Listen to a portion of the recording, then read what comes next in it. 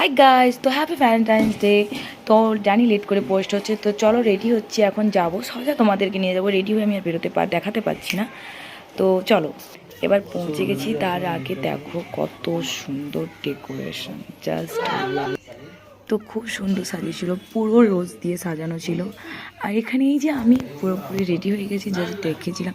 ও একটু সেলফি তুলতে ব্যস্ত ছিল, সেই জন্য আমি বলছি দেখো দেখো এদিকে দেখো, একটু আমি ভিডিও বানাচ্ছি। একটু ধাক্কা দিতে তখনই ও দেখলো। তারপরে আমরা খুব সুন্দর কেটেছি আজকের এই দিনটি। আর এখানে না পুরো হোয়াইট আর রেডের দিয়ে একটা বেলুন দিয়ে মানে দারুণ সাজানো ছিল। মানে আমি তো টোটালি ইমপ্রেস, মানে এত সুন্দর সাজানো ছিল। আর এটা না আকসাতে হয়েছিল, আমাদের আকসা হোটেলে। আর এটা ডিনার কমপ্লিট করে লাস্টে একটা ছোট্ট ভিডিও বানিয়ে দিয়েছিল আমাকে দোলনাতে, যেটা কিনা আমি দুলছিলাম হাতে রেড রোজটা নিয়ে। তো খুবই ভালো লাগছিল। আর তখন কটা বেজে গেছিলো যখন আমি